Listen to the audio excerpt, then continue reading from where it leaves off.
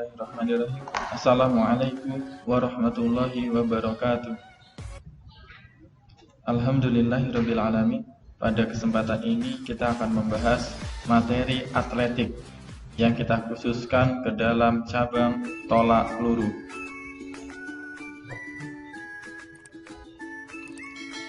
Yang pertama yaitu berkenaan dengan pengertian dari olahraga atletik. Atletik merupakan cabang olahraga yang terdiri atas nomor lari, jalan, lompat, dan lempar.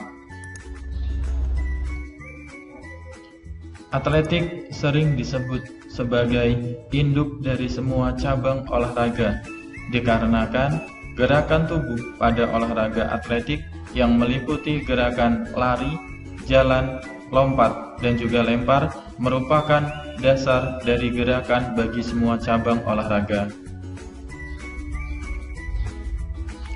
Sejarah dari atletik.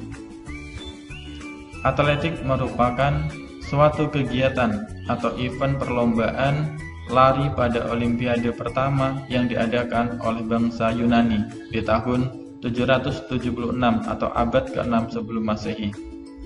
Olahraga tersebut dikenal dengan istilah pentathlon atau pancalomba. Dalam sebuah buku karya Hemerun dijelaskan bahwa sejarah tersebut diawali oleh petualangan Odysseus yang mengunjungi kepulauan selatan Yunani. Saat Odysseus mengunjungi pulau tersebut, mendapatkan sambutan oleh kepala suku setempat. Dalam sambutannya, diadakan sebuah lomba, yaitu lempar cakram, lari, gulat, dan juga tinju. Setelah itu, orang-orang Yunani mengabadikan momen tersebut menjadi suatu perlombaan atau olimpiade yang di dalamnya terdapat pemenang yang dinyatakan sebagai juara olimpiade. Pada tahun 490 sebelum Masehi, ditetapkan nomor lari maraton. Nomor tersebut merupakan perlombaan lari yang diadakan di kota bernama Maraton. Pada tahun 1908, maraton mulai dibakukan menjadi perlombaan lari dengan jarak 42 km. Dari sejarah tersebut hingga akhirnya olahraga maraton menjadi puncak dan juga penutup dari kegiatan Olimpiade Atletik.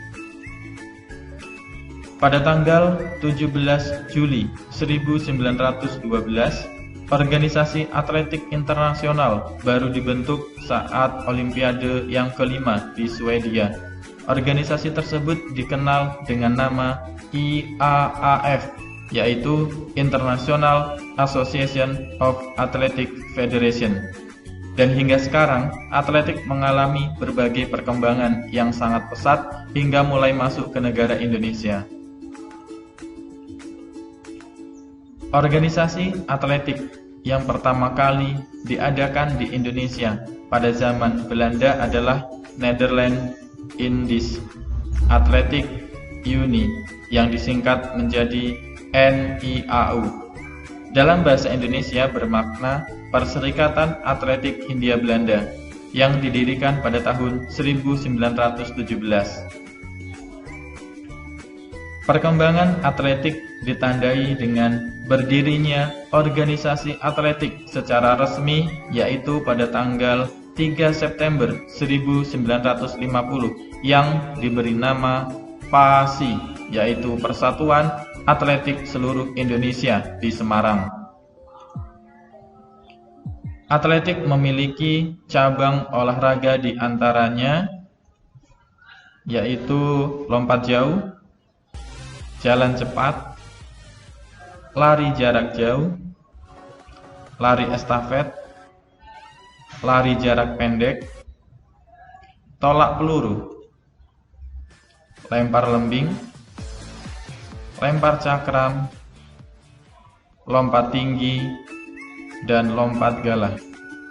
Ini dia cabang-cabang dari olahraga atletik. Dan pada materi kali ini yang akan kita fokuskan pada tolak peluru.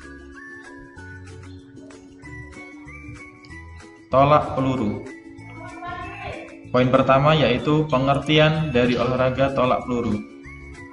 Tolak peluru adalah salah satu cabang olahraga lempar dalam olahraga atletik yang dilakukan dengan cara menolak atau mendorong peluru atau bola yang terbuat dari logam sejauh mungkin dari titik lemparan menuju titik pendaratan menggunakan teknik-teknik tertentu. Permainan tolak peluru bisa dilakukan di lapangan indoor ataupun outdoor karena tolak peluru tidak membutuhkan area pendaratan yang luas. Meski terlihat mudah untuk dilakukan, tetapi olahraga tolak peluru ini tergolong olahraga berat yang tidak bisa dilakukan oleh sembarangan orang. Ada dua faktor yang menentukan dalam olahraga tolak peluru ini, yaitu yang pertama postur tubuh atlet dan yang kedua adalah penguasaan teknik yang ada di dalam permainan tolak peluru tersebut. Lapangan tolak peluru. Ini dia bentuk dari lapangan tolak peluru, ya, berbentuk lingkaran di sini. Kemudian ada sektor lemparnya. Nah, di sini sektor lemparnya. Ini adalah lapangannya, ini sehingga atlet dalam tolak peluru harus berada di dalam, tidak boleh keluar melewati lingkaran dalam lapangan tolak peluru ini. Dengan keterangan, ini ada garis tengahnya.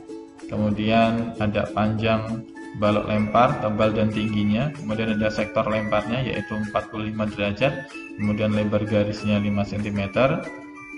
Kemudian lingkaran lempar terbuat dari besi yang tingginya 2 cm dan tebalnya 66 mm.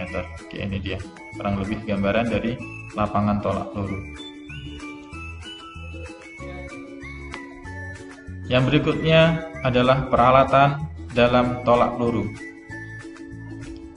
Selain lapangan tolak peluru, seperti yang telah kita jelaskan, peralatan lain yang dipergunakan dalam pertandingan tolak peluru adalah sebagai berikut. Yang pertama adalah alat pengukur, tentu karena peluru yang kita lemparkan ini jauhnya akan kita ukur. Kemudian yang kedua ada bendera, yang ketiga ada peluit, dan yang keempat ada bola atau bola besi atau peluru dengan ketentuan sebagai berikut, yaitu besar bola menyesuaikan dengan jenis lapangan. Biasanya lapangan indoor akan menggunakan bola dengan ukuran sedikit lebih besar daripada pada lapangan outdoor, dan tentunya bola tersebut dibuat dengan bahan yang berbeda asalkan beratnya sama. Peluru ini bisa dibuat dari bahan berupa pasir, besi, logam solid, stainless steel, material sintetis, dan polivinil. Bola besi atau peluru untuk senior putra beratnya yaitu 7,257 kg. Ini untuk senior putra. Kemudian berat bola untuk senior putri yaitu 4 kg. Tentu ada perbedaan antara putra dan putri. Kemudian untuk kategori junior putra, berat pelurunya yaitu 5 kg. Dan untuk kategori junior putri, beratnya yaitu 3 kg.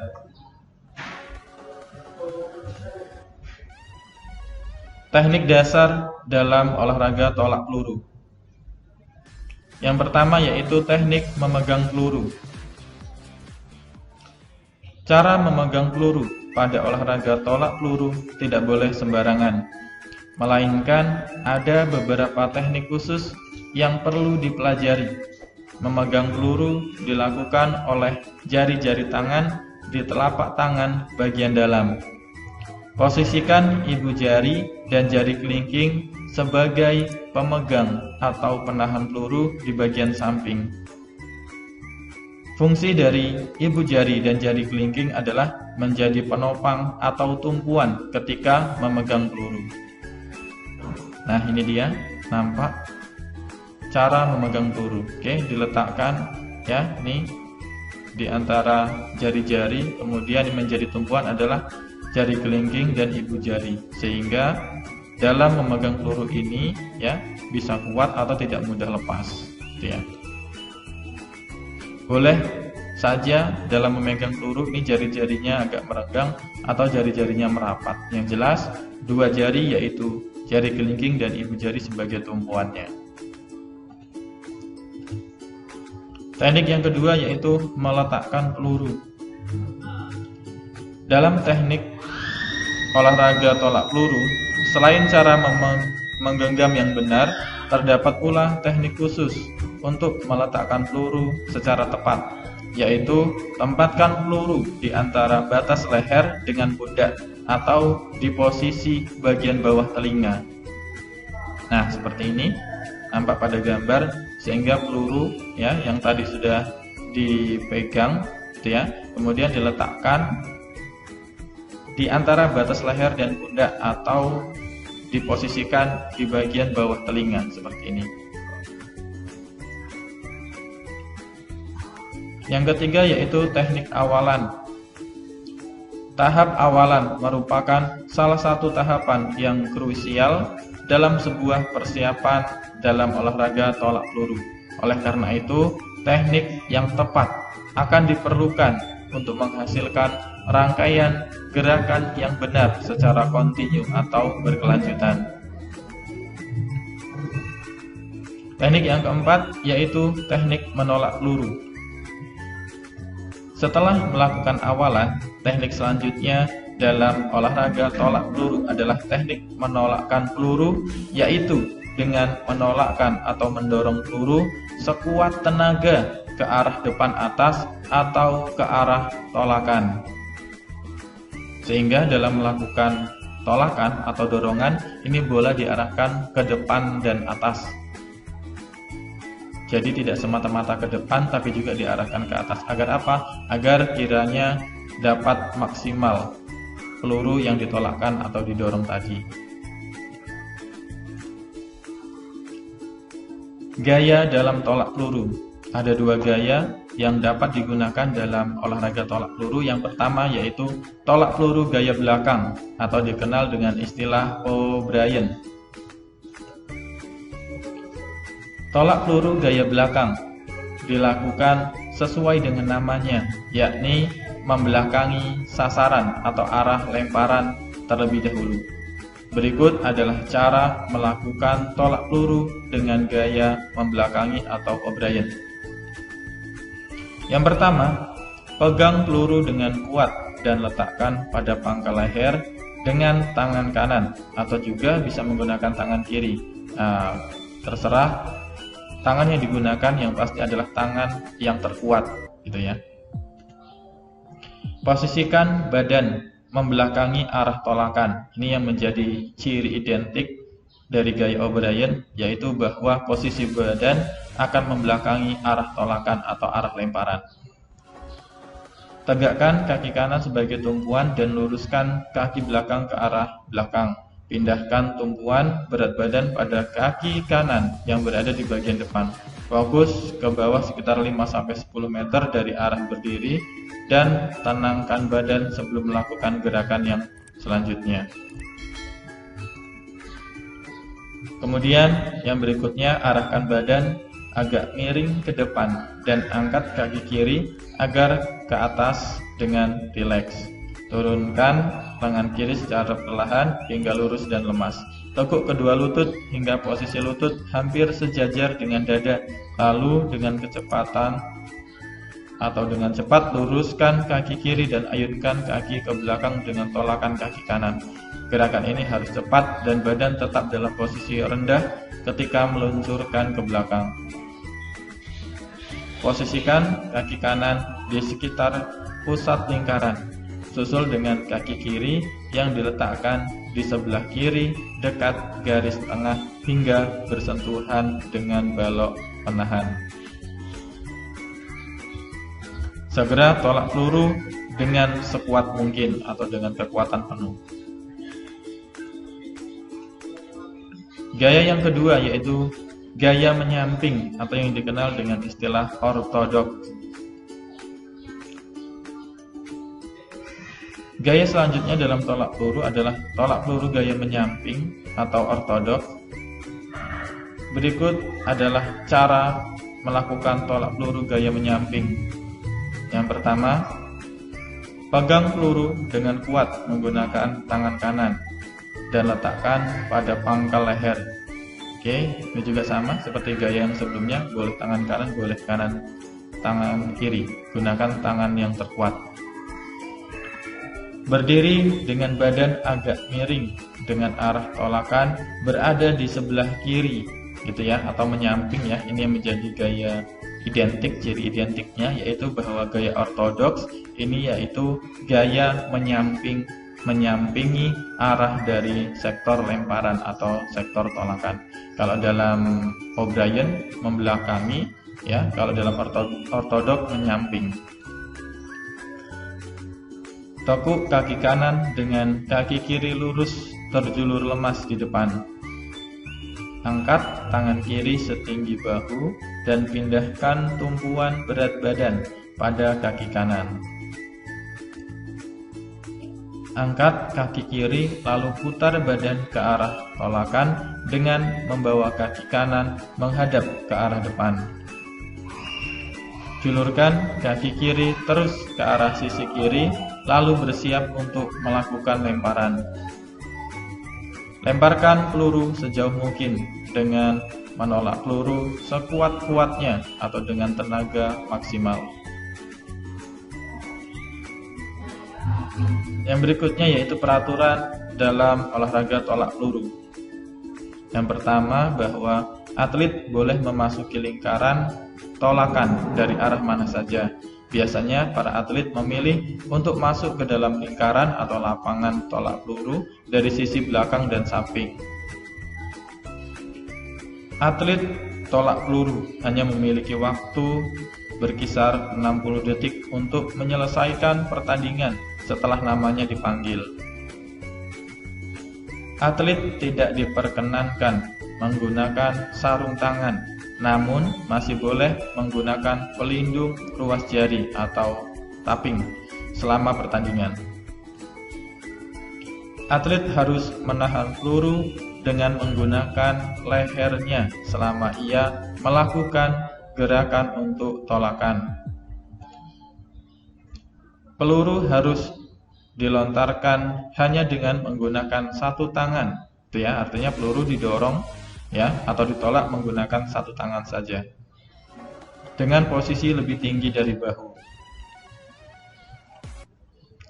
Atlet hanya boleh melakukan gerakan tolakan di dalam lingkaran saja. Ia menyentuhkan kakinya sedikit saja di luar batas lingkaran, maka ia dinyatakan diskualifikasi. Jadi dari batas lingkaran dalam lapangan tolak peluru tadi menjadi batas, sehingga setiap atlet yang melakukan tolak peluru tidak boleh melewati atau melebihi batas lingkaran tersebut.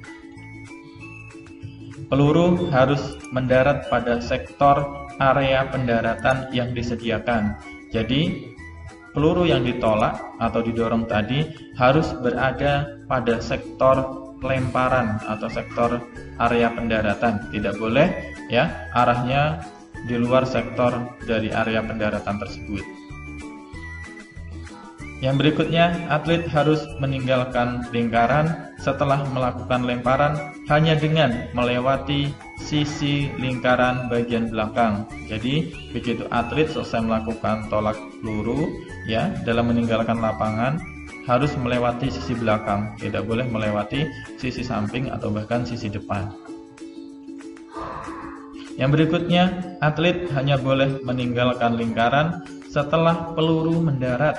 Ya, jadi ketika peluru belum mendarat, ini atlet belum diperkenankan untuk meninggalkan lapangan. Jadi begitu peluru sudah ditolakkan kemudian mendarat di sektor atau area pendaratan, barulah atlet tersebut boleh meninggalkan lapangan. Baiklah, demikian materi berkaitan dengan atletik yang berfokus pada tolak peluru. Terima kasih atas perhatiannya. Semoga yang sedikit ini bermanfaat. Dan Pak Guru akhiri, billahi fisabilil haq. Assalamualaikum warahmatullahi wabarakatuh.